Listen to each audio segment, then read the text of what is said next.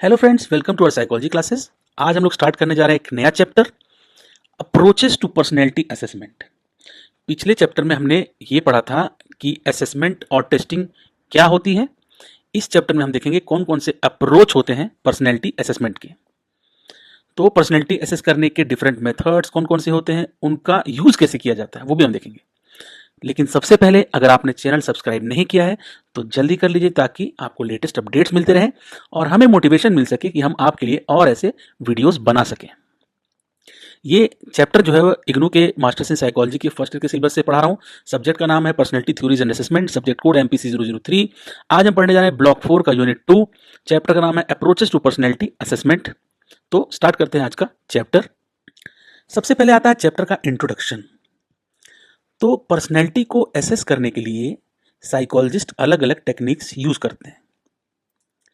आप भी जब कुछ जानकारी चाहिए होती है, कुछ लेना होता है सामान जो कि बहुत महंगा हो, तो आप भी बहुत सारा टेक्निक यूज करते हैं रिसर्च करने के, जानकारी इकट्ठा करने के, ताकि आप डिसीजन ले सकें। उसी तरीके से पर्सनैलिटी को एसेस करने के लिए साइकोलॉजिस्ट लोग भी अलग अलग टेक्निक्स यूज करते हैं। तो इनमें सब शामिल होते हैं कुछ तरीके, जैसे कि self report questionnaire, projective methods, behavioural observation, peer adjustments और पर्सनल रिकॉर्ड्स। इनके बारे में अभी हम डिटेल में एक एक करके पढ़ेंगे। हर मेथड का अपना रोल होता है और हर एक की कुछ स्ट्रेंथ होती है और कुछ लिमिटेशंस होती है। जैसे कौन सा मेथड किस टाइप की इंफॉर्मेशन देता है, स्कोरिंग कैसे होती है, इंटरप्रिटेशन कितनी इजी है या डिफिकल्ट है, और टेस्ट कितना रिलायबल और वैलिड है। तो इस चैप्टर में हम पर्सनैलिटी असेसमेंट के 3 मेन अप्रोचेस पर फोकस करेंगे। कौन कौन से? सबसे पहले हम सेल्फ रिपोर्ट पर्सनैलिटी टेस्ट के बारे में बात करेंगे। ये क्या होते हैं, कैसे बनाए जाते हैं। प्रोजेक्टिव टेक्निक्स के बारे में बात करेंगे और बिहेवियरल असेसमेंट मेथड को देखेंगे और समझेंगे। तो सबसे पहले स्टार्ट करते हैं पहला ही तरीका, self report personality test, inventories. Self report से पता चलता है नाम से ही, सेल्फ की खुद की report. Self report personality test को हम क्वेश्चनर बेस्ड टेस्ट भी कह सकते हैं। इन टेस्ट में इंसान जो होता है खुद अपने बारे में बताता है। आपको ढेर सारे क्वेश्चंस दिए जाते हैं, जैसे कि आपकी फीलिंग्स क्या हैं, सोच कैसी है, बिहेवियर कैसा है और एटीट्यूड क्या है। ये सब चीजें हमें पता चलती हैं इन सारे आंसर्स को देख के। आपने जो इन क्वेश्चनर के आंसर दिए हैं, आपने ही क्वेश्चन के आंसर दिए हैं, उसी को देख के साइकोलॉजिस्ट ये पता लगाता है। क्योंकि यहाँ जो इंसान है, पर्सन है, डायरेक्टली अपने आप के बारे में रिपोर्ट करता है, इसलिए इन्हें सेल्फ रिपोर्ट इन्वेंट्रीज कहा जाता है।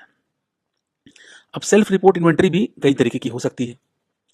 तो टाइप्स ऑफ सेल्फ इन्वेंट्रीज क्या क्या है? पर्पस के बेसिस पर सेल्फ रिपोर्ट इन्वेंट्रीज को 5 मेन कैटेगरीज में डिवाइड किया जाता है।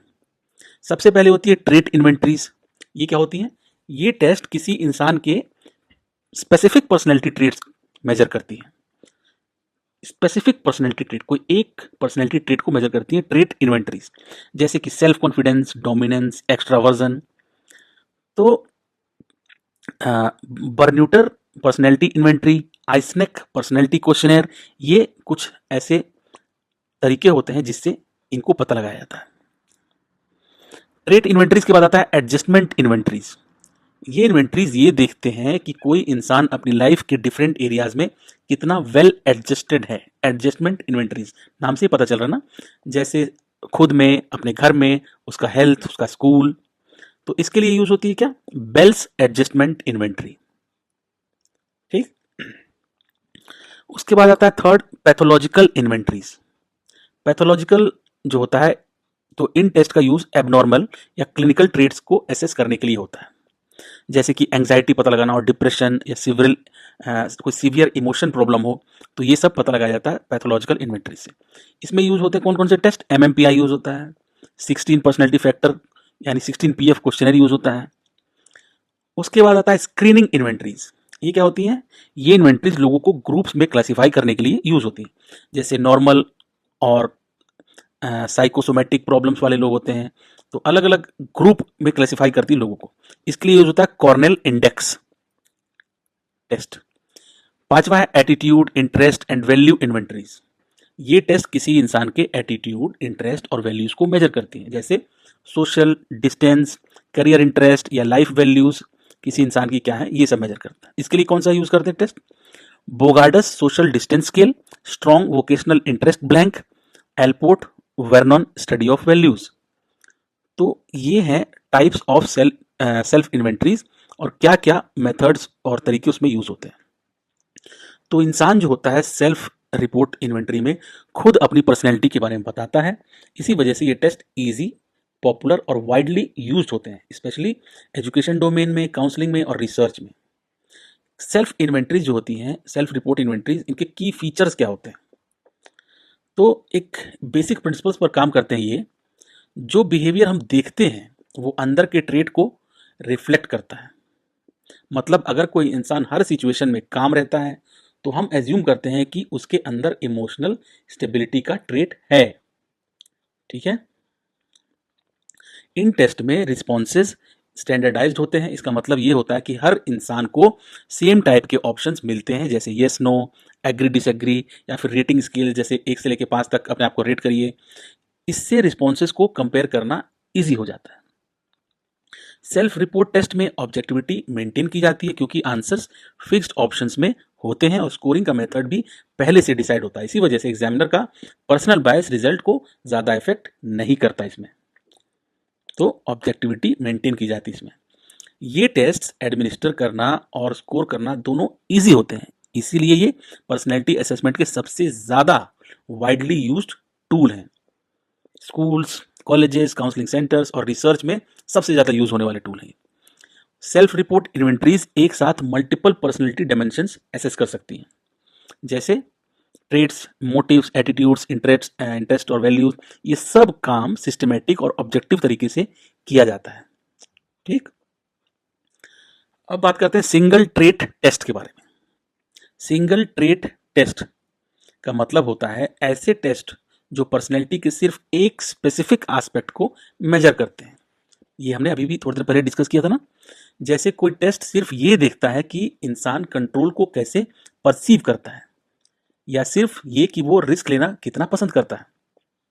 ठीक है। अगर सिर्फ अब इसी जो है एक ट्रेट को देखना है तो उसके लिए सिंगल ट्रेट टेस्ट यूज होता है। इन टेस्ट में इंसान का स्कोर हाई, मीडियम या लो आ सकता है और हर स्कोर मीनिंगफुल होता है।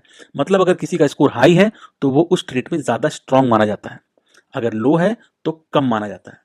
रिसर्चर्स क्या करते हैं, इन स्कोर्स के बेसिस पर ये देखते हैं कि डिफरेंट लेवल्स के लोग बिहेवियर में कैसे डिफर करते हैं। कुछ सिंगल ट्रेट टेस्ट 2 या 3 क्लोजली रिलेटेड ट्रेड्स भी मेजर कर लेते हैं, लेकिन फोकस फिर भी लिमिटेड और स्पेसिफिक ही रहता है। 2-3 और आसपास के ट्रेड भी वो मेजर कर लेते हैं, लेकिन फिर भी फोकस इनका एक ट्रेड को समझने में होता है। ये टेस्ट डेप्थ में जाकर एक ही ट्रेड को समझने में मदद करते हैं। कुछ examples of single trait test कौन कौन से हैं? लोकस ऑफ कंट्रोल स्केल, ये जूलियन रॉटर ने दिया था 1966 में। लोकस ऑफ कंट्रोल स्केल, इसमें क्या होता है? ये टेस्ट ये मेजर करता है कि इंसान अपनी सक्सेस फेलियर को खुद के कंट्रोल में मानता है या एक्सटर्नल फैक्टर्स पर डिपेंड करता है। यानी आप सक्सेसफुल हो रहे हैं किसी चीज में या फेल हो रहे हैं, क्या आप इसमें अपने आप को रिस्पॉन्सिबल मानते हैं या फिर एक्सटर्नल फैक्टर्स पर डिपेंड करती है चीजें? ये टेस्ट करने के लिए लोकस ऑफ कंट्रोल स्केल बना था, जूलियन रॉटर ने 1966 में बनाया था। दूसरा है सिंगल ट्रेड टेस्ट में जो यूज होता है सेंसेशन सीकिंग स्केल, ये मार्विन जकरमैन ने 1978 में बनाया था। ये टेस्ट ये देखता है कि इंसान थ्रिल, एडवेंचर और एक्साइटमेंट कितना सीख करता है, कितना वो ढूंढता है अपनी लाइफ में थ्रिल, एडवेंचर और एक्साइटमेंट। फिर है सेल्फ मॉनिटरिंग स्केल, ये मार्क स्नाइडर ने 1974 में दिया था। सेल्फ मॉनिटरिंग स्केल क्या करता है? ये टेस्ट ये मेजर करता है कि इंसान सोशल सिचुएशंस के हिसाब से अपना बिहेवियर कितना चेंज करता है। जैसे जैसे उसकी सोशल सिचुएशन चेंज होती है वो अपना बिहेवियर किस हिसाब से बदलता है। इसको मेजर करने के लिए बनाया गया था इसको, सेल्फ मॉनिटरिंग स्केल। तो सिंगल ट्रेट टेस्ट एक ही पर्सनैलिटी ट्रेट को डिटेल में समझने के लिए यूज होते हैं, जबकि मल्टी ट्रेट इन्वेंट्रीज क्या होती हैं? कई ट्रेट को मेजर करती हैं। अब बात करते हैं मल्टी डायमेंशनल टेस्ट। तो अभी जो है सिंगल ट्रेट टेस्ट देखा हमने, जो पर्सनैलिटी के एक ट्रेट को मेजर करती है, लेकिन रियल लाइफ में पर्सनैलिटी सिर्फ एक ट्रेट से नहीं बनती है, हम सब जानते हैं। इसीलिए psychologist multi dimensional test use करते हैं। मल्टी डायमेंशनल टेस्ट वो टेस्ट होते हैं जो एक साथ पर्सनैलिटी के कई एस्पेक्ट को मेजर करते हैं। मतलब एक ही टेस्ट से हमें पता चल जाता है कि कोई इंसान इमोशनली कैसा है, सोशली कैसा है, कितना कॉन्फिडेंट है, कितना एंग्शियस है और सिचुएशंस को कैसे हैंडल करता है। इन टेस्ट में इंसान को एक ही क्वेश्चनर दिया जाता है, लेकिन उसके आंसर्स को अलग अलग पर्सनैलिटी डायमेंशन में स्कोर किया जाता है। क्वेश्चनर जो होता है वो एक ही होता है, हर डायमेंशन का अपना स्कोर होता है जो मिलकर इंसान की ओवरऑल पर्सनैलिटी प्रोफाइल बनाता है। तो सिंगल ट्रेट टेस्ट मतलब एक ही ट्रेट को टेस्ट करना डीप में जाके। मल्टी डायमेंशनल टेस्ट कई ट्रेट्स को कंप्लीट पिक्चर दिखाता है। इसलिए multi dimensional test counselling, clinical assessment, research और ऑर्गेनाइजेशनल सेटिंग में ज़्यादा यूजफुल होते हैं, क्योंकि ये पर्सनैलिटी का होलिस्टिक यानी पूरा का पूरा तरीके से समझने में मदद करते हैं। तो सिंगल ट्रेट टेस्ट सिर्फ स्पेसिफिक डिफरेंसेस स्टडी करने के लिए यूज होते हैं, जबकि सेल्फ रिपोर्ट इन्वेंट्रीज और मल्टी डायमेंशनल टेस्ट एक साथ मल्टीपल पर्सनैलिटी डायमेंशंस मेजर करते हैं। अब इनके कुछ स्ट्रेंथ भी होंगे, कुछ वीकनेस भी होंगे, जो जाहिर सी बात है। तो स्ट्रेंथ क्या होते हैं सेल्फ रिपोर्ट टेस्ट के, पहले वो देखते हैं। सेल्फ रिपोर्ट टेस्ट में स्कोरिंग ऑब्जेक्टिव होती है, मतलब एग्जामिनर का पर्सनल या थ्योरेटिकल बायस रिजल्ट को कम अफेक्ट करता है। पहली चीज़ ये इसका एडवांटेज है, बायसनेस नहीं होती है, ना के बराबर बहुत कम होती है। दूसरा एडवांटेज ये टेस्ट एडमिनिस्टर करना काफ़ी इजी होते हैं और इनके लिए ज़्यादा प्रोफेशनल ट्रेनिंग की ज़रूरत नहीं होती है। इन टेस्ट की रिलायबिलिटी काफ़ी अच्छी होती है, मतलब बार बार देने पर लगभग सेम रिजल्ट आते हैं इसमें। साथ ही मल्टी डायमेंशनल इन्वेंट्रीज एक ही टेस्ट में कई पर्सनैलिटी ट्रेट्स को मेजर कर लेती है, जो टाइम और एफर्ट दोनों बचाता है। तो ये तो हो गया एडवांटेजेस। अब इसकी वीकनेस क्या है, लिमिटेशंस क्या है। सेल्फ रिपोर्ट टेस्ट का सबसे बड़ा प्रॉब्लम है डेलिबरेट डिसेप्शन, यानी जब किसी इंसान को लगता है कि टेस्ट से उसका कोई फायदा या नुकसान हो सकता है, तो वो जानबूझकर गलत आंसर दे सकता है, डेलिबरेटली डिसीव कर रहा हो, ताकि बाहर उसके बारे में सोशली जो है बाहर के लोगों में अलग तरह की इमेज बन सके। इसके अलावा सोशल डिजायरेबिलिटी का इफेक्ट होता है, सोशली आप कैसा अपने आप को दिखाना चाहते हैं, जिसमें लोग अपने आप को रियल से ज़्यादा अच्छा दिखाने की कोशिश करते हैं। एक और प्रॉब्लम होती है रिस्पॉन्स सेट, जैसे कुछ लोग हर क्वेश्चन का आंसर यस या नो देने की आदत बना लेते हैं बिना क्वेश्चन समझे। बिना क्वेश्चन पूरा पढ़े, बिना समझे वो यस या नो में कोई भी आंसर दे देंगे। तो ये इसकी लिमिटेशंस होती है। फिर एक और है faking in personality inventories. Faking का मतलब होता है पर्सनैलिटी टेस्ट में आंसर्स को जानबूझकर या बिना जाने गलत तरीके से देना। आप भी अगर कोई इस तरीके का टेस्ट देते हैं, अगर तो आपको सच में जानना है अपने बारे में, प्रॉब्लम को सॉल्व करना है, तो आप तो रियल आंसर देंगे। लेकिन आप सोचेंगे कि अगर मेरे क्वेश्चंस को बाकी लोग भी पढ़ेंगे, मेरे आंसर्स बाकी लोग भी देखेंगे, तो मेरे बारे में कहीं कुछ गलत ना सोचें, तो आप आंसर्स फेक कर सकते हैं, गलत आंसर दे सकते हैं जो दूसरों को अच्छा लगे, लेकिन वो गलत होगा। तो आंसर्स को जानबूझकर या बिना जाने गलत तरीके से देना, गलती से भी करेंगे तो भी फेकिंग, मतलब इंसान अपनी रियल पर्सनैलिटी दिखाने की बजाय टेस्ट को मैनिपुलेट कर लेता है। फेकिंग गुड तब होता है जब कोई इंसान खुद को ज़्यादा पॉजिटिव दिखाने की कोशिश करता है।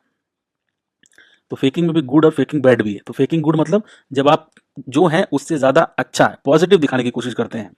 ये ज़्यादातर जॉब सिलेक्शन में होता है, जब आप कहीं जॉब इंटरव्यू में जाते हैं तो आप वहाँ पे क्या करते हैं, अपने आप को अच्छा दिखाने की कोशिश करते हैं, तभी तो सेलेक्ट होंगे।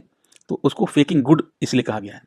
प्रमोशन में, एडमिशन आपको कहीं चाहिए हो, ऐसी सिचुएशंस में होता ही है जहाँ इंसान सोचता है कि अगर मैं अच्छा दिखूंगा या दिखाऊंगा तो मेरा सिलेक्शन हो जाएगा, इसीलिए इसको फेकिंग गुड कहा गया है। फेकिंग बैड उसके बिल्कुल ऑपोजिट होता है। इसमें इंसान जो है अपनी साइकोलॉजिकल प्रॉब्लम्स को बढ़ा चढ़ाकर दिखाता है, मतलब प्रॉब्लम है नहीं, वो बढ़ा चढ़ा के दिखा रहा है। इस सिचुएशन में ज़्यादातर लीगल या फोरेंसिक असेसमेंट में देखी जाती है। जब कोई लीगल होता है, जो किसी ने कुछ गलती की है, तो अब जो है उसको जो है कुछ राहत मिल सकती है अगर वो ये दिखाए कि मैं साइकोलॉजिकली फिट नहीं हूँ, तो वो जानबूझकर अपनी प्रॉब्लम को बढ़ा चढ़ा के दिखाएगा। तो जैसे जब किसी को अपनी मेंटल कंडीशन प्रूव करनी होती है कि मैं मेरे मेंटल प्रॉब्लम है, तो उस समय ये फेक करते हैं, तो ये फेकिंग बैड बोला गया इसको। एक और कॉमन प्रॉब्लम होती है सोशल डिजायरेबिलिटी। इसमें लोग सोशल एक्सेप्टेबल आंसर देते हैं, जो भी हमने डिस्कस किया था कुछ देर पहले, ताकि वो अच्छे इंसान लग सके। कई बार ये प्रोसेस अनकॉन्शियस होता है, बिना जाने होता है, क्योंकि हर इंसान चाहता है कि मेरे बारे में लोग अच्छा सोचें। इंसान को खुद रियलाइज नहीं होता कि वो रियलिटी से हटकर आंसर दे रहा है। इन सब प्रॉब्लम्स को डिटेक्ट या कंट्रोल करने के लिए कुछ टेस्ट में वैलिडिटी स्केल्स होती हैं, जैसे एमएमपीआई में स्पेशल क्वेश्चंस होते हैं जो ये बताते हैं कि इंसान सोशली डिजायरेबल या डिसऑनेस्ट आंसर दे रहा है या नहीं, तो ये भी पता लग जाता है इनसे। इस तरह Marlowe Crowne social desirability scale जो है 1964 में जो आया था का यूज़ किया जाता है, उसका स्पेसिफिकली ये मेजर करने के लिए होता है कि कोई इंसान सेल्फ फ्लैटरिंग रिस्पॉन्सेज देने की टेंडेंसी रखता है या नहीं। तो ऐसे भी टेस्ट बने हुए हैं जो ये पता लगा सके कि इंसान डिजायरेबल, सोशली डिजायरेबल या सेल्फ फ्लैटरिंग रिस्पॉन्सेज देने की टेंडेंसी रखता है कि नहीं। अब इसको रोकना बहुत ज़रूरी है, नहीं रोकेंगे तो फिर कोई फ़ायदा नहीं है टेस्ट का। तो बहुत सारे मेजर्स बने हैं फेकिंग को अवॉइड करने के लिए, यानी फेक आंसर्स को अवॉइड करने के लिए बहुत सारे तरीके बने हैं। तो सेल्फ रिपोर्ट टेस्ट में फेकिंग को कंट्रोल करना बहुत ज़रूरी होता है, इसलिए साइकोलॉजिस्ट कुछ स्पेशल सेफगार्ड यूज़ करते हैं। सबसे पहले कई टेस्ट में वैलिडिटी स्केल्स इंक्लूड की जाती हैं, जैसे एमएमपीआई में ऐसे क्वेश्चंस होते हैं जो ये बताते हैं कि इंसान झूठ बोल रहा है, डिफेंसिव हो रहा है या क्वेश्चन को अवॉइड कर रहा है। इस तरीके से ऐसा उसका पैटर्न होता है, तो ये पता चल जाता है एमएमपीआई टेस्ट में। दूसरा मेथड है फिलर आइटम्स का यूज़। ये ऐसे क्वेश्चंस होते हैं जो टेस्ट के रियल पर्पस को हाइड कर देते हैं, ताकि इंसान जानबूझकर आंसर्स मैनिपुलेट ना कर सके। जब आपको पता ही नहीं चलेगा कि किस पर्पस के लिए आपसे आंसर लिया जा रहा है, तो आप कम चांसेस हैं फेकिंग के। एक इंपॉर्टेंट रूल ये भी है कि किसी भी इंपॉर्टेंट डिसीजन जैसे जॉब सिलेक्शन या क्लिनिकल डायग्नोसिस, इनको सिर्फ सेल्फ रिपोर्ट डेटा पर डिपेंड नहीं करना चाहिए। हमेशा मल्टीपल असेसमेंट मेथड्स का यूज़ करना चाहिए, उससे ज़्यादा अच्छा रिजल्ट मिलेगा। टेस्ट बनाते जो है टाइम है, आइटम्स को केयरफुली स्क्रीन किया जाता है ताकि सोशल डिजायरेबिलिटी बायस कम से कम हो। मतलब क्वेश्चंस ऐसे होते हैं जो लोगों को अच्छा दिखने के लिए इजीली अट्रैक्ट ना करें। एक और रिस्पॉन्स डिस्टॉर्शन होता है जिसे एक्वसीन रिस्पॉन्स सेट कहते हैं। इसमें कुछ लोग हर क्वेश्चन का आंसर यस या ट्रू देने लगते हैं बिना कंटेंट को समझे। ये प्रॉब्लम स्पेशली यस नो या ट्रू फॉल्स जो फॉर्मेट होता है उसमें ज़्यादा आती है। सब लोग हर हर आंसर में यस यस यस यस करे जा रहे हैं, ट्रू ट्रू ट्रू करे जा रहे हैं। तो इस प्रॉब्लम को कंट्रोल करने के लिए टेस्ट मेकर्स बैलेंस्ड आइटम्स बनाते हैं, मतलब कुछ क्वेश्चंस में यस ट्रेड को शो करता है और कुछ में नो को। तभी वो लोग जो है सोच समझ के आंसर करेंगे। तो इससे एग्री डिसएग्री करने की हैबिट का इफेक्ट कम हो जाता है और स्कोरिंग ज़्यादा एक्यूरेट होती है। अब जो है फेकिंग को पूरी तरीके से एलिमिनेट करना मुश्किल है, लेकिन वैलिडिटी स्केल्स, बैलेंस्ड आइटम्स और मल्टीपल मेथड्स यूज करके उसका इफेक्ट काफ़ी हद तक कम किया जा सकता है। तो कौन कौन से मेथड्स होते हैं ओवरकम करने के लिए वीकनेस को सेल्फ रिपोर्ट टेस्ट में? Methods to overcome weakness in self report test. Self report personality test की सबसे बड़ी लिमिटेशन होती है डिस्टॉर्टेड रिस्पॉन्सेज, मतलब लोग सच के बजाय मैनिपुलेटेड आंसर्स दे देते हैं। इस प्रॉब्लम को कम करने के लिए साइकोलॉजिस्ट कुछ प्रैक्टिकल मेथड्स यूज करते हैं ताकि रिस्पॉन्सेज ज़्यादा एक्यूरेट और रियल हो सकें। सबसे पहला होता है मेथड इस्टेब्लिशिंग रैपो। सबसे पहला और इंपॉर्टेंट स्टेप होता है रैपो बनाना। रैपो मतलब जब टेस्टिंग इन्वायरमेंट जिसके साथ आप जो टेस्ट देने जा रहा है उसके साथ आप फ्रेंडली होते हैं, कंफर्टेबल होते हैं, सपोर्टिव होते हैं, तो टेस्ट देने वाला इंसान कम एंशियस और कम डिफेंसिव होता है। अच्छा अगर रैपो बन गया तो लोगों को ऑनेस्टली और फ्रीली रिस्पॉन्ड करने के लिए इंकरेज करता है। दूसरा है फोर्स्ड चॉइस टेक्निक। इस टेक्निक में जो रिस्पोंडेंट है उसको दो या ज़्यादा इक्वली डिजायरेबल या अनडिजायरेबल ऑप्शंस में से एक को चूज करना पड़ता है। इससे जो इंसान के लिए सोशली डिजायरेबल आंसर देना मुश्किल हो जाता है और फेकिंग का चांस कम हो जाता है। थर्ड है concealing the purpose of the test. ये हम बात कर चुके हैं, यानी जो पर्पस है, रियल पर्पस है, वो रिस्पोंडेंट को बताना ही नहीं है, पता ही ना चल सके, तो वो फेक नहीं कर पाता है। टेस्ट को एक प्लॉजिबल बट फॉल्स पर्पस के साथ इंट्रोड्यूस करना, ठीक है, पर्पस उसका कुछ और बताते हैं, जैसे पर्सनैलिटी टेस्ट को एबिलिटी टेस्ट बताना ताकि उसको समझना है।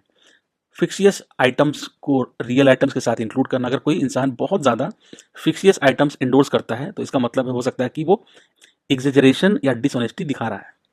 फोर्थ है use of verification and correction keys. कई सेल्फ रिपोर्ट टेस्ट में वेरिफिकेशन या करेक्शन कीज होती हैं जो ये चेक करती हैं कि रिस्पॉन्सेज केयरलेस, डिफेंसिव या मिसअंडरस्टूड या बायस्ड तो नहीं है। जैसे एमएमपीआई जो टेस्ट होता है उसमें मल्टीपल वैलिडिटी स्केल्स होती हैं जो रिस्पॉन्सेज की एक्यूरेसी को वेरीफाई करती है। कुछ इंपॉर्टेंट जो पर्सनैलिटी इन्वेंट्रीज हैं, कौन कौन सी हैं? तो पर्सनैलिटी के को क्वेश्चनर के थ्रू मेजर करने के लिए सबसे पहली कोशिश किसने की थी? फ्रांसिस गैल्टन ने 1880 में की थी उन्होंने। ये कोशिश पहली, उन्होंने लोगों के मेंटल इमेजरी यानी सोच और इमेजिनेशन को समझने के लिए क्वेश्चंस यूज किए थे। इसके बाद 1918 में रॉबर्ट वुडवर्थ ने पहला सिस्टमैटिक पर्सनैलिटी इन्वेंटरी डेवलप किया, जिसे वुडवर्थ पर्सनल डेटा शीट कहा जाता है। इसका मेन पर्पस था वर्ल्ड वॉर वन के सोल्जर्स में न्यूरोटिक टेंडेंसीज को आइडेंटिफाई करना, ताकि इमोशनली अनफिट लोगों को वॉर जोन में ना भेजा जाए। ये उन्होंने कब किया था? 1918 में। उसमें और आते हैं 16 पर्सनैलिटी फैक्टर्स, इसके बारे में हम बहुत बार बात कर चुके हैं। 16 पीएफ, जिसको किसने बनाया था? रेमंड केटल ने डेवलप किया था। ये टेस्ट फैक्टर एनालिसिस पर बेस्ड है, जिसके थ्रू उन्होंने 16 बेसिक सोर्स ट्रेट आइडेंटिफाई किए। हर ट्रेट एक कॉन्टिनम पर होता है, यानी स्केल पर होता है, जिसमें दो ऑपोजिट एंड्स होते हैं, जैसे रिजर्व्ड से आउटगोइंग। कोई बहुत रिजर्व है तो उसका उल्टा आउटगोइंग होगा दूसरा। तो मतलब कोई इंसान बीच में भी हो सकता है या किसी एक साइड ज़्यादा स्ट्रांग हो सकता है, ये 16 पीएफ से पता चलता है। कॉन्टिनम जो होता है, कॉन्टिनम, इसका ये मतलब होता है एक स्केल पे कहीं पे भी कोई इंसान हो सकता है पर्सनैलिटी। तो 16 पीएफ का यूज़ कहाँ होता है? काउंसलिंग में, रिसर्च और ऑर्गेनाइजेशनल सेटिंग्स में। दूसरा है नियो पाई, NEO, नियो पर्सनैलिटी इन्वेंटरी, जिसको नियो पाई भी बोला जाता है। पॉल कोस्टा और रॉबर्ट मैक्री ने नियो पाई डेवलप किया। 5 फैक्टर मॉडल पर बेस्ड है। इस मॉडल के अकॉर्डिंग पर्सनैलिटी को 5 मेजर ट्रेट्स में समझा जाता है, जो हमने लास्ट चैप्टर में पढ़ा था। ओशन यानी ओपननेस, कॉन्साइंसियसनेस, एक्सट्रावर्जन, एग्रीएबलनेस और न्यूरोटिसिज्म। तो ये मॉडल साइंटिफिकली स्ट्रांग माना जाता है और जॉब परफॉर्मेंस प्रेडिक्शन में भी काफ़ी यूजफुल होता है। कैसा आपका जॉब का परफॉर्मेंस आगे भविष्य में होगा, नियो पाई टेस्ट वहाँ यूज होता है। Myers Briggs type indicator, MBTI, ये भी हम लोग काफ़ी बार आ चुका है, अब इसके बारे में थोड़ा जानते हैं।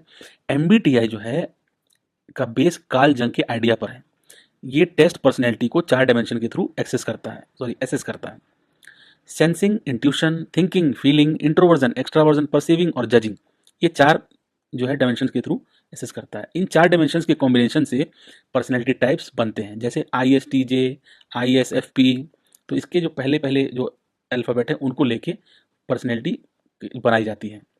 MBTI का यूज़ ज़्यादातर करियर गाइडेंस और सेल्फ अंडरस्टैंडिंग के लिए किया जाता है। फिर आता है MMPI-2, Minnesota मल्टीफेजिक personality inventory. MMPI-2 दुनिया का सबसे वाइडली यूज्ड पर्सनैलिटी इन्वेंटरीज में से एक है, स्पेशली एबनॉर्मल पर्सनैलिटी असेसमेंट के लिए। एबनॉर्मल पर्सनैलिटी असेसमेंट में सबसे ज़्यादा यूज़ होता है। इसमें 567 ट्रू फॉल्स स्टेटमेंट होते हैं, 567 जो ट्रू फॉल्स में आंसर करने होते हैं। इस टेस्ट में 10 क्लिनिकल स्केल्स होते हैं, जैसे depression, anxiety, schizophrenia. 8 validity scales होते हैं, जो ये चेक करती हैं कि इंसान झूठ बोल रहा है, फेक कर रहा है या केयरलेस रिस्पॉन्स दे रहा है। इसी वजह से MMPI को हाईली रिलायबल माना जाता है। अभी हमने इस चैप्टर में भी कई जगह देखा कि MMPI से पता चल सकता है कि इंसान झूठ बोल रहा है, फेक कर रहा है या केयरलेस है। तो ये बहुत ही इंपॉर्टेंट एक टेस्ट है, मिनेसोटा मल्टीफेजिक पर्सनैलिटी इन्वेंटरी, MMPI-2। फिर आता है इंडियन पर्सनैलिटी इन्वेंटरीज। इंडिया में भी पर्सनैलिटी असेसमेंट के टूल्स डेवलप हुए हैं। एक है बंगाली, 1964 ने यूथ एडजस्टमेंट एनालाइजर YAA बनाया, जो स्टूडेंट्स के एडजस्टमेंट को एसेस करता है। मोहसिन और हुसैन ने 1981 में बेल एडजस्टमेंट इन्वेंटरी को हिंदी में अडेप्ट किया था, ताकि इंडियन पॉपुलेशन के लिए यूज हो सके। तो ये थी पर्सनल इन्वेंटरी का डेवलपमेंट गैल्टोन से शुरू होकर मॉडर्न साइंटिफिक टूल्स तक पहुंच चुका है। और आज हम इन टेस्ट का यूज एजुकेशन में, काउंसलिंग में, क्लिनिकल और ऑर्गेनाइजेशनल फील्ड्स में करते हैं और बहुत ही ज़्यादा यूजफुल है सारे टेस्ट। अब जो है अगला टॉपिक आता है, नया टॉपिक। दूसरा तरीका कौन सा है एसेस करने का? वो है, ये तो हमने जितना पढ़ा क्वेश्चनर बेस्ड था, इन्वेंटरीज जो थी। अब आता है प्रोजेक्टिव टेक्निक्स। प्रोजेक्टिव टेक्निक्स में क्लिनिकल असेसमेंट में यूज की जाती है प्रोजेक्टिव टेक्निक्स। इनका पर्पस होता है किसी इंसान के इमोशनल प्रॉब्लम्स की नेचर और सिवियरिटी को समझना। इमोशनल प्रॉब्लम्स की ध्यान दीजिएगा। तो ये टेक्निक्स जो है प्रोजेक्टिव टेक्निक्स सिगमंड फ्रॉइड के आइडियाज पर बेस्ड हैं, जिसमें ये माना जाता है कि पर्सनैलिटी और साइकोलॉजिकल प्रॉब्लम्स को समझने के लिए अनकॉन्शियस माइंड बहुत इंपॉर्टेंट होते हैं। प्रोजेक्टिव टेक्निक्स टर्म को लॉरेंस फ्रैंक ने 1939 में इंट्रोड्यूस किया था। इन टेक्निक्स में इंसान को एम्बिगस या अनक्लियर स्टिमुलाई दिखाए जाते हैं, जैसे कि इंक ब्लॉट्स। इंक ब्लॉट्स क्या होता है, जैसे आपने बचपन में कभी गेम खेला होगा, इंक को हम पेपर पे गिरा देते हैं, पेपर को मोड़ देते हैं और एक शेप बन जाती है। कई लोगों को लगता है कि वो बटरफ्लाई है, किसी को लगता है कीड़ा है, किसी को हाथी है। जैसे बादल में भी हम कई बार देखते हैं ना, अलग अलग शेप बनता है और हर किसी को अलग अलग चीज़ें दिखाई देती हैं। ऐसा ही कुछ इंक ब्लॉट टेस्ट भी है। वेग पिक्चर्स होती हैं क्योंकि स्टिमुलाई क्लियर नहीं होते इसमें, इसलिए इंसान बिना सोचे समझे अपने अंदर के थॉट्स, फीलिंग्स, कॉन्फ्लिक्ट्स या फियर्स को या नीड्स को उन स्टिमुलाई पर प्रोजेक्ट कर देता है। जो उसके मन में चल रहा होता है उसको वही दिखता है। तो इससे उसके अंदर की फीलिंग्स पता चलती है। इसी प्रोसेस को प्रोजेक्शन कहते हैं। अंदर से कोई चीज़ बाहर आ रही है, वो प्रोजेक्ट कर रहा है। तो इंसान जो भी स्टोरी बनाता है या जो भी मीनिंग देता है, उसे उसकी इनर पर्सनैलिटी समझने में मदद मिलती है इस चीज़ से। तो ये है प्रोजेक्टिव टेक्निक्स। कई बार क्या होता है, हमने पिछली जो टेक्निक्स देखी हैं क्वेश्चनर बेस्ड में, उसमें लोग फेकिंग करते हैं, अंदर की चीज़ें नहीं पता चल सकती। प्रोजेक्टिव टेक्निक्स का यही फ़ायदा है कि आपके अंदर क्या चल रहा है वो भी ये निकाल सकती है। कौन कौन से फीचर्स होते हैं प्रोजेक्टिव टेक्निक्स के? तो कॉमन कैरेक्टरिस्टिक्स इसकी होती हैं, इनमें एम्बिगस और अनस्ट्रक्चर्ड स्टिमुलाई यूज़ किया जाता है। टेस्ट देने वाले को टेस्ट का रियल पर्पस नहीं बताया जाता इसमें। कोई भी आंसर राइट या रॉन्ग नहीं होता इसमें।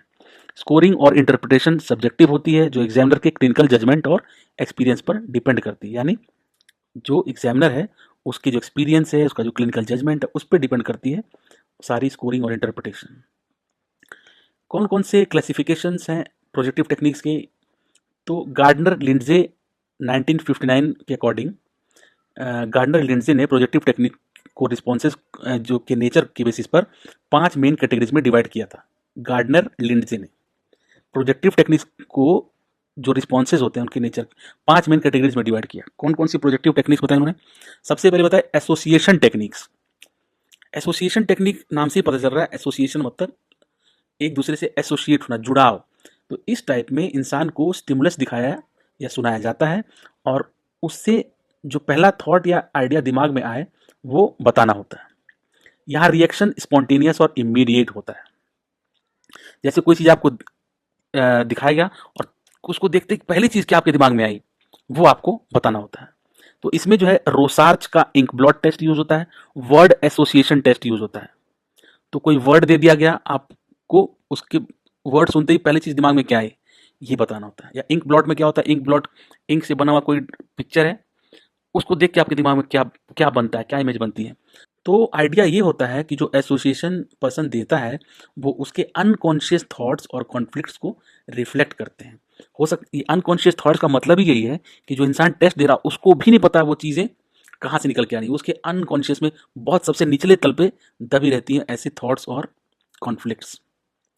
एसोसिएशन के बाद है कंस्ट्रक्शन टेक्निक्स। कंस्ट्रक्शन में क्या होता है, इस टेक्निक में इंसान को पिक्चर दिखाई जाती है और उसे कहा जाता है कि उन पर स्टोरी बनाए। स्टोरी के कैरेक्टर, थीम्स और एंडिंग से पर्सनैलिटी समझी जाती है। आपको ढेर सारी पिक्चर दिखाई गई, आपने उस पर बेस्ड कुछ स्टोरी बनाई। उसी आपने जो स्टोरी, आपके स्टोरी कहाँ से निकल के आ रही है, आपके अंदर से, आपके अनकॉन्शियस माइंड से। तो इसीलिए इसको बोलते हैं कंस्ट्रक्शन टेक्निक। हम इसमें कंस्ट्रक्ट करते हैं, स्टोरी बनाते हैं पिक्चर्स को देखकर। तो इसमें कौन कौन से टेक्निक यूज होते हैं? थीमेटिक एप्रिसेप्शन टेस्ट, जिसको टीएटी बोलते हैं, चिल्ड्रंस एपरसेप्शन टेस्ट सीएटी, और रोजन वीक पिक्चर फ्रस्ट्रेशन टेस्ट। यहाँ इंसान अपनी लाइफ एक्सपीरियंसेस और इमोशंस को स्टोरी के थ्रू प्रोजेक्ट करता है। उसके बाद तीसरा आता है कंप्लीशन टेक्निक्स। कंप्लीशन नाम से समझ में आ रहा है कि किसी चीज़ को जो इनकम्प्लीट है उसको कंप्लीट करना। तो इसमें इंसान जो होता है, पर्सन जो होता है, उसको इनकम्प्लीट सेंटेंसेज या स्टोरीज दी जाती हैं जिन्हें उसे अपने तरीके से कंप्लीट करना होता है। जैसे मान लीजिए दे दिया गया कि आई लाइक टू वॉच, ऐसे एक इनकम्प्लीट सेंटेंस दे दिया गया, तो आपके दिमाग में जो होगा, आपको पहला ख्याल जो आता है वो लिखना होता है। तो इससे आपके अंदर की बातें पता चलती हैं। आप खुद से ट्राई करिएगा। आई लाइक टू वॉच, जैसे आप fill in the blanks type का है, इनकम्प्लीट सेंटेंस को कंप्लीट करना या एक इनकम्प्लीट स्टोरी है उसको कंप्लीट करना है। तो इसमें यूज होता है सैक्स सेंटेंस कंप्लीशन टेस्ट। जो वर्ड्स इंसान यूज करता है उससे जो है एटीट्यूड, फीलिंग और टेंशंस का आइडिया मिलता है इसमें। ये हो गया कंप्लीशन टेक्निक। उसके बाद आता है एक्सप्रेसिव टेक्निक। इस टेक्निक में जो पर्सन है अपनी पर्सनैलिटी को किसी एक्टिविटी के थ्रू एक्सप्रेस करता है, इसीलिए इसका नाम है एक्सप्रेसिव टेक्निक। जैसे ड्राइंग, पेंटिंग, प्ले करके या रोल प्ले करके। तो उससे बोला जाता है ये चीज़ जो तुम्हारे मन में आ रहा है उसको बनाओ। यहाँ फाइनल प्रोडक्ट से ज़्यादा इंपॉर्टेंट प्रोसेस की दी जाती है, मतलब इंसान कैसे काम करता है, कैसे रिएक्ट करता है। तो इसमें ड्राइंग होती है, प्ले थेरेपी होती है, कोई प्ले दिया, रोल प्ले होता है, कोई रोल दे दिया जाता है कि ये रोल है तुम्हारा, अब तुम इसको अपना रोल निभाओ और जो जो चीज़ें तुम कर सकते हो करो। तो इससे जो है इंसान को इमोशनल स्टेट और इंटरेक्शन स्टाइल का पता चलता है। जैसे मान लीजिए कि कोई बच्चा जो है अपने पापा से या किसी रिश्तेदार से परेशान है, तो उसको बोला जाएगा कि तुम समझ लो वो इंसान हो, अब तुम उसका रोल प्ले करो, कैसे वो इस सिचुएशन में या किसी सिचुएशन में कैसे रिएक्ट करेगा, कैसे बोलेगा। तो इस तरीके से रोल प्ले वगैरह करके इसको एक्सप्रेसिव टेक्निक बोला जाता है, जहाँ पे इंसान खुद को एक्सप्रेस करता है। फिफ्थ है चॉइस या ऑर्डरिंग टेक्निक्स। तो इस टेक्निक में इंसान को पिक्चर्स या आइटम्स का सेट दिया जाता है और उसे कहा जाता है कि उन्हें चूज या रैंक करें, लाइक या डिसलाइक के बेसिस पर। ढेर सारी पिक्चर्स हैं, उसमें चूज करना है या रैंकिंग करनी है, कौन सा अच्छा है, कौन सा बुरा है, 1 2 3 4 5 के बेसिस पर। तो इसमें यूज होता है जोंडी टेस्ट। एस से शुरू होता है, SZONDI, जोंडी टेस्ट। तो इंसान जो चॉइसेस करता है उनके बेसिस पर उसकी पर्सनैलिटी के हिडन एस्पेक्ट इन्फर किए जाते हैं, पता लगाए जाते हैं। अब प्रोजेक्टिव टेक्निक्स के कुछ स्ट्रेंथ हैं। कौन कौन से? प्रोजेक्टिव टेक्निक का सबसे बड़ा एडवांटेज है कि ये इन्हें फेक करना मुश्किल होता है, क्योंकि स्टिमुलाई एम्बिगस होते हैं और इंसान को टेस्ट का रियल पर्पस नहीं पता होता इसमें। ये टेक्निक्स कॉन्शियस डिफेंसेस को बाईपास कर लेती हैं, मतलब इंसान अपने आंसर्स को ज़्यादा कंट्रोल नहीं कर पाता। इस वजह से ये test unconscious conflicts, hidden fears, inner motives और डीप इमोशंस को एक्सप्लोर करने में काफ़ी यूजफुल होते हैं। लेकिन वीकनेस भी होते हैं कुछ इसके, प्रोजेक्टिव टेक्निक्स के। तो प्रोजेक्टिव टेक्निक्स की स्टैंडर्डाइजेशन वीक होती है, मतलब एडमिनिस्ट्रेशन, स्कोरिंग और इंटरप्रिटेशन हर एग्जामिनर के हिसाब से थोड़ा वेरी कर सकता है, क्योंकि सब कुछ यहाँ एग्जामिनर के एक्सपीरियंस के बेसिस पर हो रहा है, तो वेरी तो करेगा। तो इनकी रिलायबिलिटी कम होती है, क्योंकि स्कोरिंग ज़्यादातर सब्जेक्टिव जजमेंट पर डिपेंड करती है। वैलिडिटी के स्ट्रॉन्ग और कंसिस्टेंट एविडेंस भी लिमिटेड है, तो वैलिडिटी भी बहुत ज़्यादा स्ट्रॉन्ग और कंसिस्टेंट नहीं मानी जाती इसमें। तो सबसे बड़ी बात यह है कि जो इंटरप्रिटेशन है जो इंसान ये टेस्ट ले रहा है उसके स्किल, एक्सपीरियंस और थ्योरेटिकल ओरिएंटेशन पर हैवीली डिपेंड करता है। तो ये इसके कुछ वीकनेस हैं। तो अब इसके बाद आता है प्रोजेक्टिव टेक्निक के बाद बिहेवियरल असेसमेंट। ये एक तीसरा टेक्निक है। बिहेवियरल असेसमेंट इस आइडिया पर बेस्ड होता है कि पर्सनैलिटी असल में सीखे हुए बिहेवियर का पैटर्न होती है। सीखे हुए बिहेवियर का पैटर्न होती है पर्सनैलिटी, जो रियल लाइफ सिचुएशंस में दिखते हैं। तो जो बिहेवियरिस्ट हैं ज़्यादा फोकस अंदर के थॉट्स या अनकॉन्शियस माइंड पर नहीं करते हैं, बल्कि ये देखते हैं कि इंसान रियल वर्ल्ड में क्या करता है और कैसे करता है, कैसे बिहेव करता है बेसिकली। तो बिहेवियरल असेसमेंट में सबसे पहले आता है ऑब्जर्वेशन टेक्निक। तो जब इसमें अनकॉन्शियस की बात ही नहीं हो रही है तो आप कैसे जानेंगे किसका बिहेवियर, कैसे कोई जान सकता है? देख के। तो इसमें सबसे पहली टेक्निक इसलिए होती है ऑब्जर्वेशन टेक्निक। ऑब्जर्वेशन का मतलब होता है लोगों के बिहेवियर को डायरेक्टली देखना, जैसे घर पर, स्कूल पर या वर्क प्लेस में उसको ऑब्जर्व करना। तो ऑब्जर्वेशन दो तरह से हो सकता है, अनसिस्टमेटिक ऑब्जर्वेशन और नेचुरलिस्टिक ऑब्जर्वेशन। अनसिस्टमेटिक मतलब इसमें कैजुअली बिहेवियर देखा जाता है, ये मोस्टली आइडियाज जनरेट करने के काम आता है। बस आप बैठे हुए हैं और बिहेवियर देख रहे हैं किसी का। नेचुरलिस्टिक ऑब्जर्वेशन में क्या होता है, बिहेवियर को सिस्टमेटिकली और केयरफुली रिकॉर्ड किया जाता है, जैसे वो नेचुरली होता है, जैसे जैसे हो रहा है उसको प्रॉपर्ली रिकॉर्ड किया जा रहा है। और पहले वाले में क्या था, अनसिस्टमेटिक में सिर्फ आइडिया जनरेट करने के लिए यूज होता है।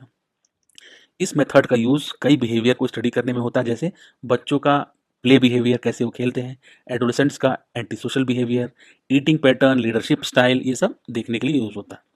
लिमिटेशंस क्या होती हैं ऑब्जर्वेशन की? ऑब्जर्वेशन बहुत यूजफुल है, लेकिन इसकी कुछ प्रॉब्लम्स भी होती है, जैसे इवेंट्स प्रेडिक्टेबल या कंट्रोलेबल नहीं होते। जो चीज़ आप देख रहे हैं आपको पता नहीं क्या होने वाला है, आप ना कंट्रोल कर सकते हैं ना प्रेडिक्ट कर सकते हैं उस इवेंट को। ऑब्जर्वर बायस आ सकता है, यानी जो देख रहा है उसके कुछ थॉट्स होंगे, कुछ फीलिंग्स होंगे, कुछ एक्सपीरियंसेस होंगे, तो उसकी बायसनेस आ सकती है स्टडी करते वक्त। कुछ सिचुएशन से जनरलाइजेशन लिमिटेड होती है इसमें। ऑब्जर्वर की प्रेजेंस से जो बिहेवियर चेंज हो सकता है, यानी आपको पता चल जाए कोई आपको देख रहा है तो आप अपना बिहेवियर थोड़ा बहुत चेंज कर सकते हैं ना, तो वो प्रॉब्लम भी हो सकती है ऑब्जर्वेशन में। दूसरा है सिचुएशनल टेस्ट। ऑब्जर्वेशन के बाद सिचुएशनल टेस्ट। सिचुएशनल टेस्ट में क्या होता है, इंसान को रियल लाइफ जैसे सिचुएशन में डाला जाता है। एक सिचुएशन में आपको डाल दिया गया जहां वो ये नहीं जानता कि उसे एसेस किया जा रहा है। ये मेथड ऑब्जर्वेशन और स्टैंडर्डाइजेशन का कॉम्बिनेशन होता है। सबसे पहले वर्ल्ड वॉर 2 के टाइम पे ओएसएस ने इसका यूज किया था, जो अभी हम पढ़ चुके हैं पहले ही। ये टेस्ट ट्रेड्स जैसे लीडरशिप, ऑनेस्टी, रिस्पॉन्सिबिलिटी, डोमिनेंस और सेल्फ कंट्रोल को एसेस करने में यूजफुल होती है। बिहेवियरल टेस्ट में कैरेक्टर एजुकेशन इंक्वायरी भी आता है। तो हार्टस्ट्रोन, मे और शटलवर्थ ने CEI डेवलप किया। CEI मतलब कैरेक्टर एजुकेशन इंक्वायरी, जिसमें स्कूल के बच्चों के ट्रेड्स जैसे ऑनेस्टी और एल्ट्रुइज्म को टेस्ट जो है स्टडी किया गया। नेचुरल सिचुएशन का यूज हुआ जैसे एग्जाम्स और गेम्स। बच्चों को पता नहीं होता था कि उनका बिहेवियर ऑब्जर्व हो रहा है। CEI इस टेस्ट में तो लिमिटेशंस है कुछ इसकी सिचुएशनल टेस्ट की। बहुत टाइम कंज्यूमिंग होता है, कॉस्टली होता है, ऑब्जर्वर बायस होता है। ऑब्जर्वर बायस जहाँ पे भी ऑब्जर्वेशन होगा ऑब्जर्वर बायस आ ही जाएगा। सिर्फ आइसोलेटेड बिहेवियर्स देखने से इंटरप्रिटेशन डिफिकल्ट होती है। डिसाइड करना मुश्किल होता है क्या ऑब्जर्व करें, ऑब्जर्वर क्या देखे, ये भी मुश्किल होता है डिसाइड करना। ऑब्जर्वर विजिबल हो तो बिहेवियर चेंज हो सकता है, यानी आप देख रहे हैं, कोई देख रहा है तो बिहेवियर सामने वाले का चेंज हो जाएगा। और कौन से बिहेवियर मेथड्स हैं? रेटिंग स्केल्स हैं, स्पेसिफिक बिहेवियर को न्यूमेरिकल रेटिंग दी जाती है। फ्रीक्वेंसी काउंट्स हैं, फिक्स टाइम में बिहेवियर कितनी बार अकर हुआ, यानी एक टाइम फ्रेम में कितनी बार सेम वो बिहेवियर आ रहा है, ये काउंट किया जाता है। ये मेथड्स एजुकेशन और क्लिनिकल सेटिंग्स में काफ़ी कॉमन है। वीकनेस क्या है बिहेवियरल असेसमेंट का? भाई ऑब्जर्वर का बायस, इन्वायरमेंट पर कंट्रोल नहीं होता, कभी कभी टारगेट बिहेवियर ऑब्जर्व ही नहीं होता, सिर्फ बिहेवियरल डेटा पर प्रॉपर डायग्नोसिस मुश्किल होता है। फाइनल कंक्लूजन ये है कि बिहेवियरल असेसमेंट तब सबसे इफेक्टिव होता है जब इसे स्टैंडर्डाइज्ड टेस्ट, इंटरव्यूज और सेल्फ रिपोर्ट मेजर के साथ कंबाइन करके यूज किया जाता है। ये हम सबको समझ में आता है इतना पढ़ने के बाद कि सारे टेस्ट को यूज करके ही, अगर आप एक टेस्ट से कुछ जानने की कोशिश कर रहे हैं तो आपको आधा अधूरा रिजल्ट ही मिलेगा। मल्टीपल आपके पास ऑप्शंस हैं, ढेर सारे टेस्ट हैं, जब सबको कंबाइन करके एक स्टैंडर्डाइज्ड टेस्ट यूज किया जाता है, इंटरव्यूज यूज किया गया, सेल्फ रिपोर्ट यूज, अलग अलग टेस्ट को यूज कर कंबाइन करके यूज किया जाता है, तभी अच्छा रिजल्ट मिलता है। अकेला बिहेवियरल मेथड पूरी पर्सनैलिटी एक्सप्लेन नहीं कर सकता, लेकिन रियल लाइफ बिहेवियर समझने में बहुत वैल्यूएबल होता है। ये तो बात है। तो इसी के साथ हमारा आज का ये चैप्टर भी खत्म हुआ, अप्रोचेस टू पर्सनैलिटी असेसमेंट। अब सिर्फ 2 चैप्टर बचे हैं इस बुक के, वो भी मैं जल्दी ही अपलोड करूँगा। और अगर आपको कोई प्रॉब्लम हो तो आप कमेंट करके मुझसे पूछ सकते हैं, या फिर मेरी मेल ID pxmonks@gmail.com पर भी मुझसे बात कर सकते हैं। नोट्स के लिए भी। आपने वीडियो को पूरा देखा उसके लिए बहुत बहुत धन्यवाद। Thank you for listening, thank you for watching, thank you very much.